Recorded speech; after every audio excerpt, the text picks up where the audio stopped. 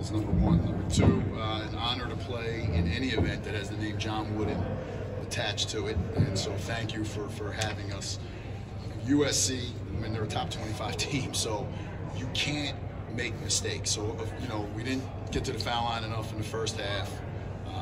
We had 10 turnovers at halftime, and they had 10 offensive rebounds. So just that alone breaks every rhythm you have, right? Because every one of those 10 offensive rebounds came on a stop. So that means we didn't get the rebound and a chance to run. So those were 10 opportunities to like get loose baskets. 10 turnovers are 30 potential points we gave away. And then I don't even know if we shot a free throw. I think we shot 2 in the first half. So we just didn't give ourselves a chance. In the second half, we did. We cut the lead to 7. There were like 3 or 4 possessions right there that I don't know if we were as connected as we need to be, not on purpose, just based on our game experience and continuity between turnovers and not understanding some things that we were trying to do on defense during that segment, and that's literally the difference in the game. And so, but I'm proud of our guys. We fought, and I'm excited about tomorrow and playing in the San Diego State jersey. For the player, will you make a statement? I think we played. We didn't play hard enough.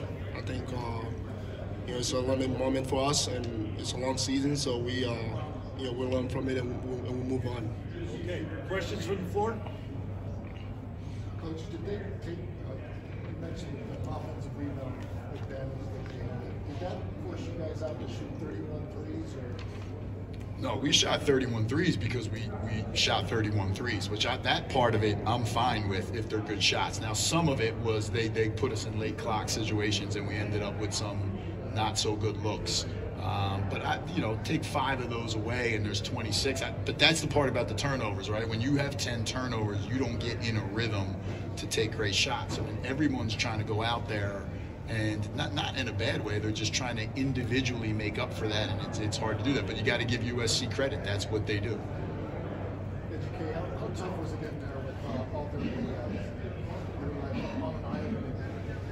It was pretty tough. I expected them to be physical. I expected them to come to play. So, I was ready to, be able to, be able to play hard.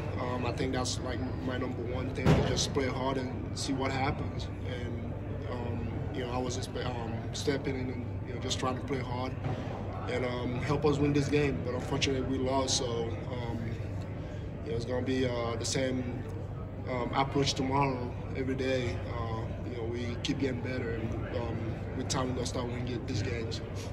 Coach, what's the biggest challenge with I think when you're not playing in the championship, you don't get that like general common natural energy that most people would have. The reality is we had to play 2 games when we came out here. All 3 opponents that we could have or would have faced are really good.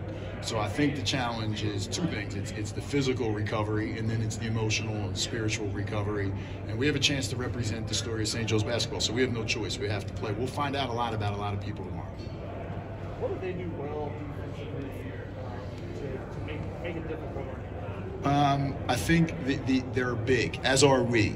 And so when you get into the lane, if you're not willing to be fundamental and pivot and then find a way to make the right pass, you're going to end up taking shots that at the moment you were about to shoot it looked like they were going to be pretty good, and then bang, it changes. But look, we did the same thing to them on some of the shots, so we know how to do that. It's focus, and I think you have to go into a game against a team like USC and their defense and just know that you're not going to break them on the first drive, and especially in the first 25 to 35 minutes of the game. You have to get them on the second drive, the next pass, and then in the next 5 minutes of the last 10 minutes of the game, now maybe they'll start to spread out a little bit more and those drives will be a little cleaner, and that's something that we're learning. I actually thought tonight we were better than we were in the games last week for us. So we're growing, but growing and winning sometimes don't always happen on the same timeline.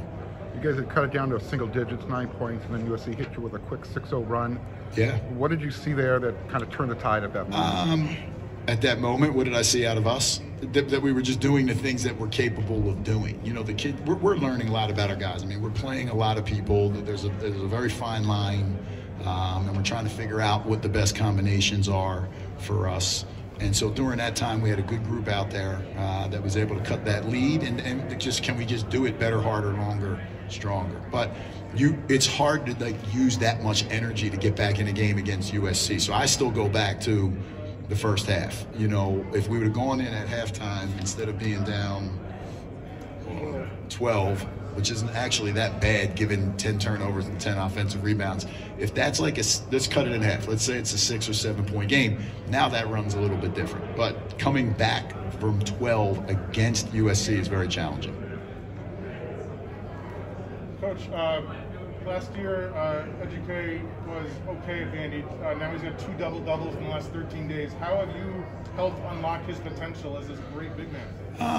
I mean, first off, you're giving me way too much credit. I think he deserves all of it. He works. He loves basketball. I think it's something that's misunderstood about him because he's such a great human being and an amazing student and just really one of the best souls that I've ever met. But he loves basketball. I mean, he came to the United States of America to be a great basketball player. So it's his passion plus the opportunity and need that we have for him, and he's getting better and better. And for him to do what he did tonight is a good sign for us moving forward. And for Ejike, you've played against tall teams before coming from the SEC. Does your approach change when you're playing one of the tallest teams in the country? No, I approach every game the same way.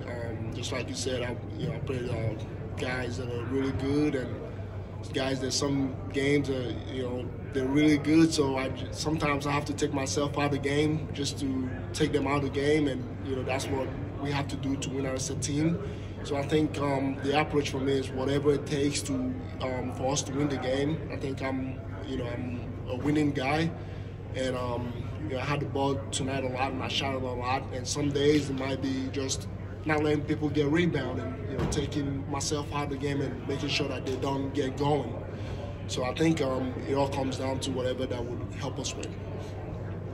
Okay, any other questions? Coach, thank you. Thank you, guys. Happy Thanksgiving. Okay, thank you.